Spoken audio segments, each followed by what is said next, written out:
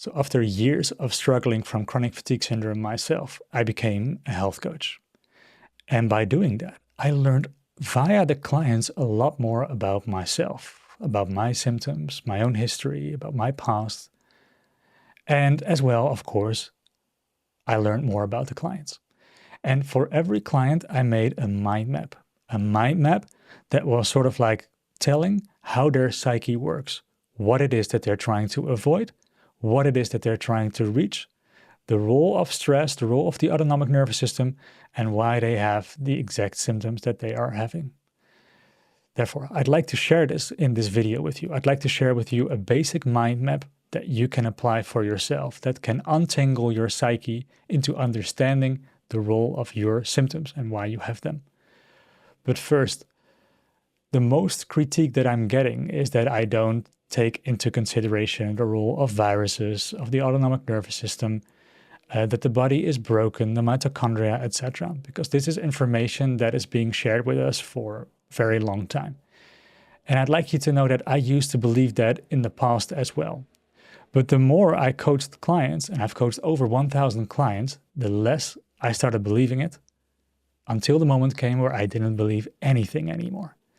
But if you're not there yet, then this video is going to be a little bit deeper about the psyche, and therefore, if you want to know more about that part, then there are other videos on that channel that are probably better suitable for you. So let's dive deeper into the role of the psyche, why we suffer, why we develop symptoms, why we become stressed. And by the end of this video, you will better understand yourself, your symptoms, and of course, the best way forward to heal. And the basic foundation of my work is a lot of research that has been made in the 1970s, 80s, 90s, and the zeros of this millennium. Are you familiar with the work of Dr. John Sarno? So he was a pioneer, but there is a lot more research around it. And all of the research indicates that the limbic system creates symptoms to protect you. And therefore, the unwritten thing that was written there was like, if there is no danger anymore, then the symptoms should wind down. And Dr. John Sarno already mentioned that the danger was emotional. And I know that most people don't like to hear this, and I've received a lot of backlash by talking about emotions. But stay with me, okay? Because emotions are much more than just a little bit of a feeling.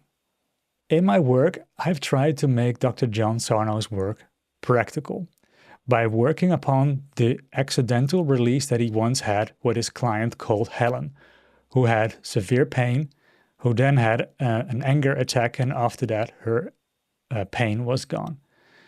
And I know that most people are still thinking like, I am different. Okay, I understand. In order to go deeper, I have to introduce to you the work of Jill Willard. And she is talking about the 4 different bodies that we as human beings have. And in order of the most time that you spend in a body, let's start with the mind, the mental body. This is where you have thoughts, where you can visualize things. This is where you have strategies, where you have overthinking, and maybe you become dogmatic, the mental body.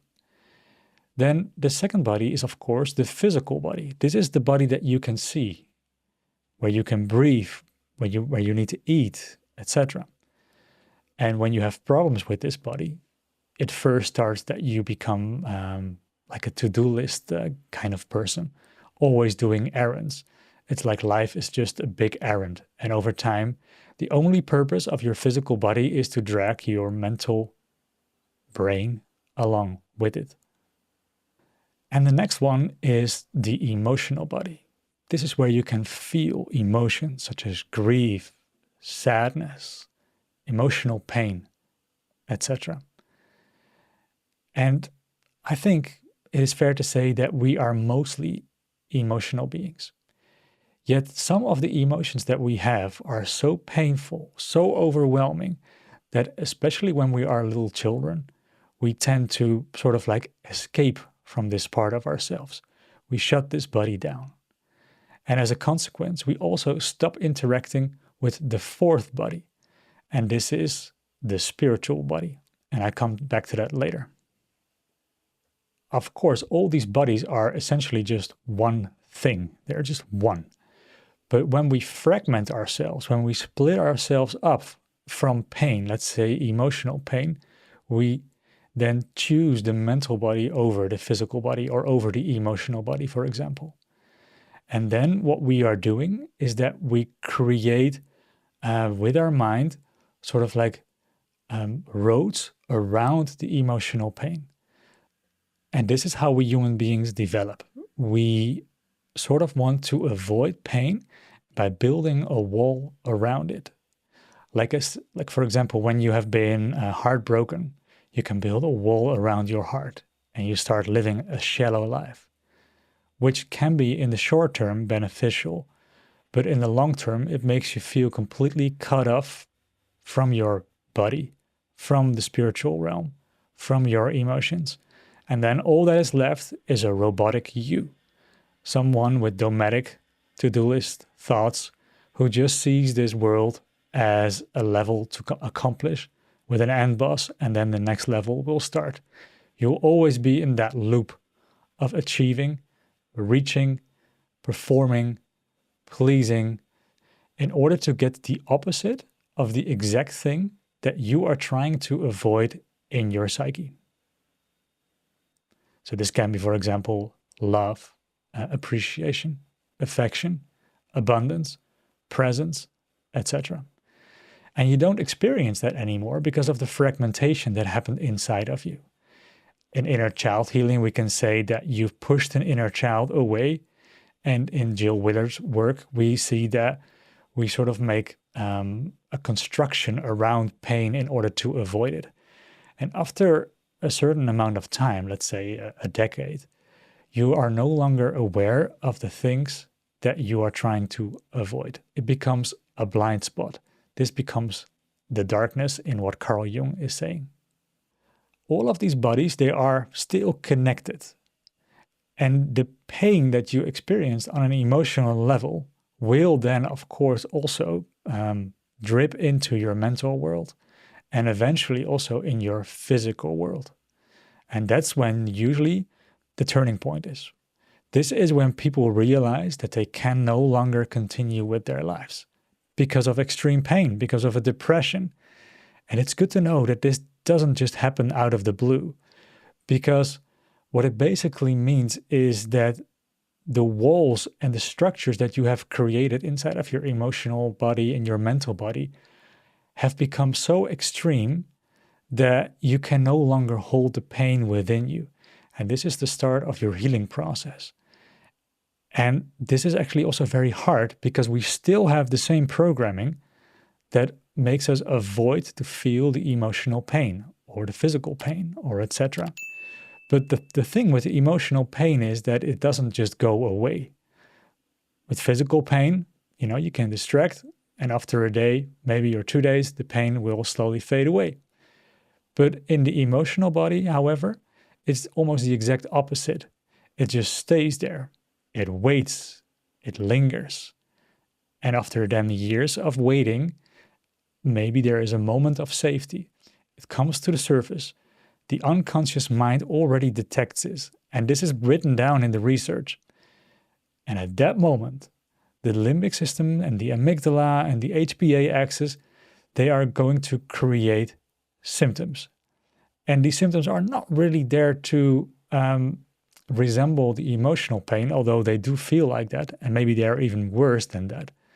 But they are basically just distraction mechanisms.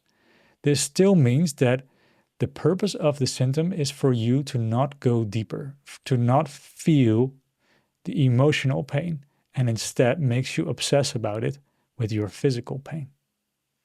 So on one hand, you're ready to heal, and on the other hand, you are definitely not.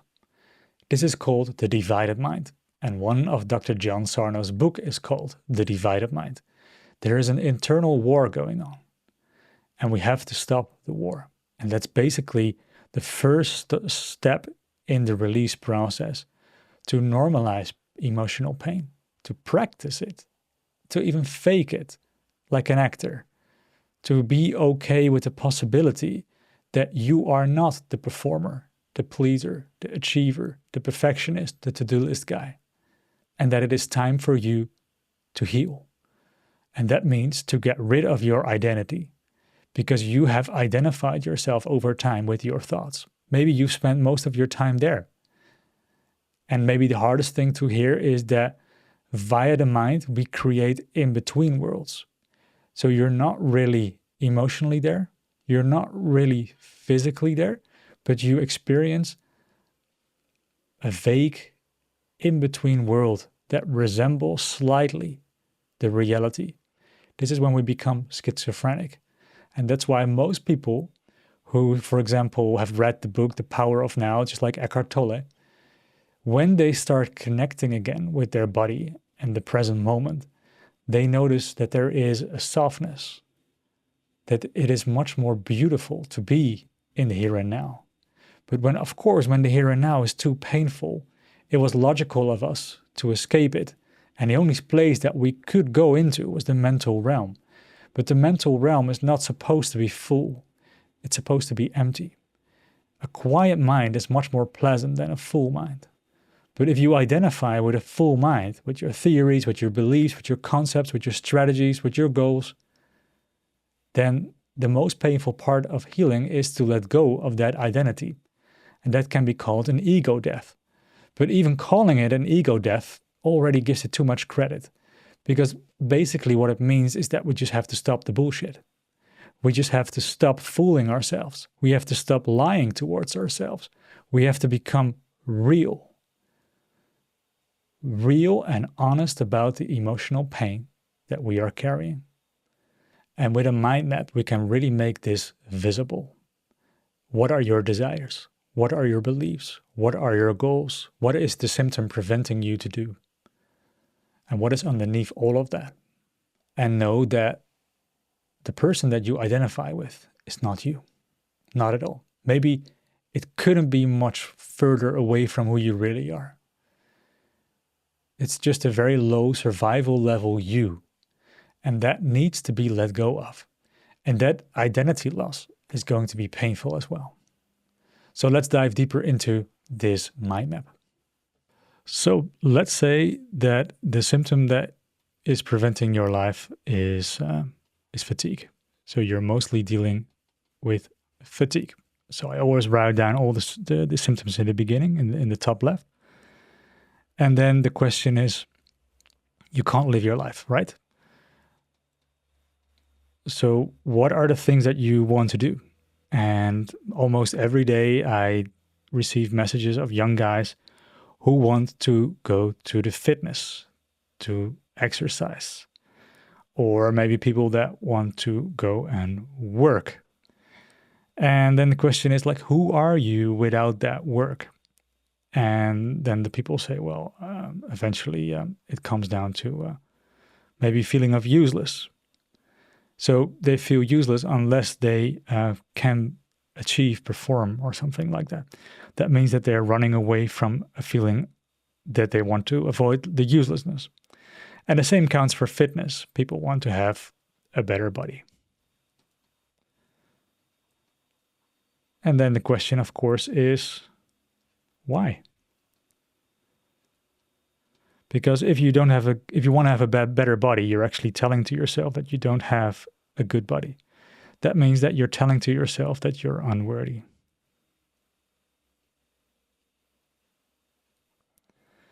That's a form of shame that tells you that you're not good enough. So it's good to know that by the desire of fitness and the frustration about it, you're telling yourself that you're not good enough. That means that you're enhancing the exact emotion that is underneath your symptoms, most probable. That by the desire to fitness, you're amplifying your symptoms. That's why most people need to let go of their desires first. And that's again the ego death. So what happens is that their brain is perceiving danger because over time they have programmed themselves via fight or flight behavior. For example, fitness and working, which is a coping mechanism in this case, to avoid being useless or being ashamed. So they have taught their brain that they are in danger. And that's when the limbic system steps into the day and comes and save you with the freeze response of the autonomic nervous system and, of course, fatigue symptoms. And this can be a depression, vertigo, depersonalization, even muscle diseases that I'm afraid to admit. But that's the freeze response of the autonomic nervous system. And then you can't do this entire thing, your entire dynamic of how you cope with your emotions. And that makes you question everything. So you have a lot of beliefs, you have a lot of thoughts, you have a full mind, and you're basically stuck in a loop. And you keep wanting to do certain behavior. But the more you do that behavior, the more you create the spiral of more fatigue and more desires, more thoughts, more freeze, more symptoms, more danger. And that's sort of like how a mind map of chronic fatigue syndrome can develop. And then the question is, of course, okay, so in this case, it's about shame, because even uselessness is a form of shame. And I mean, it can be something else for you. Okay, where is the shame in your body? And now that's very easy as well, because after hundreds of coaching sessions, I always discovered that shame was in the heart. Just like loneliness, abandonment, and these difficult feelings. And they have been waiting in the emotional body, but they are there, and you can feel them with your physical body. And then the question is, are you ready to dive in? Are you ready to really feel this? Because as soon as you'll dive in, the limbic system will create even more symptoms. And then, or maybe you have released a little bit, like you have cried 50% of the tears. That's not enough. Then the limbic system is receiving even more danger because these symptoms, these emotions are coming to the surface. And then it creates even more freeze and more symptoms. So a lot of the times when people rush into the program without safety, without calming down the nervous system, without preparation, they increase their symptoms. Plus, a lot of people, they feel the need to do this as good as possible. How to become good at releasing. And why do they want to be good at releasing? Because they want to go back to work, or maybe because they don't want to feel bad, which also indicates shame. So this is like a part where people need to take a break. Take a moment to breathe through your body, because you can't fight yourself and heal at the same time. These are two different things. You can't heal in a rush. You can't process your emotions when you're not safe. So who are you without all of that behavior, all of that struggle? It's unknown, right? There is no identity left.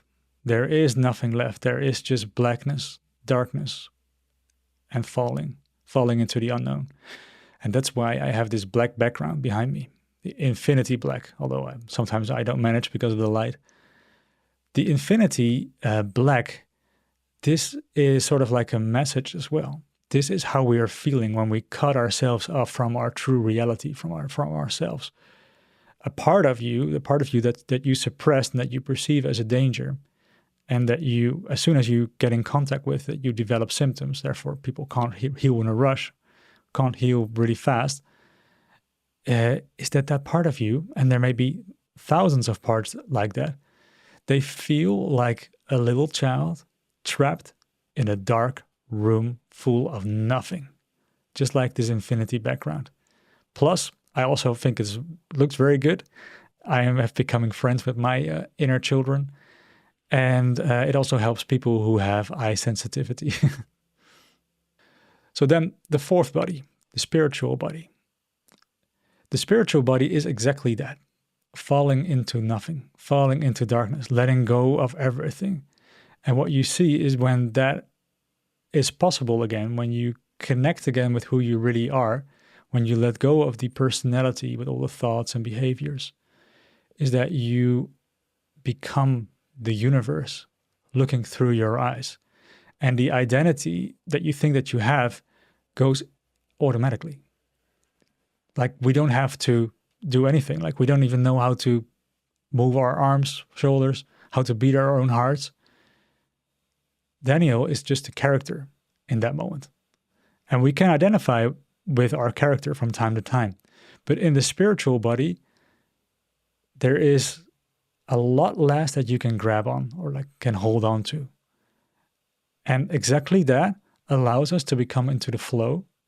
And when we let go of our little selves and when we become the process of who we really are, then life becomes much more enjoyable and we start laughing and it becomes a process rather than the verb of the Daniel having the problem, and it starts moving again and flowing.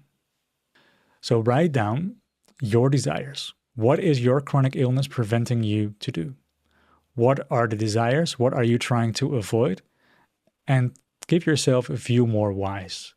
Because whenever I want to make people cry, I basically ask them, why? Just like a little 2-year-old child. And then what happens if you avoid that? And then, and why, and then? After a certain moment, it becomes so painfully obvious, the exact truth that has always been there, that's always been inside of your unconscious mind, but not really being aware in your conscious mind. And then people start crying immediately. And crying is the sign of reunification. It's like before you were at war with yourself, but now there is a peace just by allowing. And then the tears come. And then you're whole again. Well, a part of you has hold with you. Healing comes from becoming whole again. And then after that, the mind is just blank.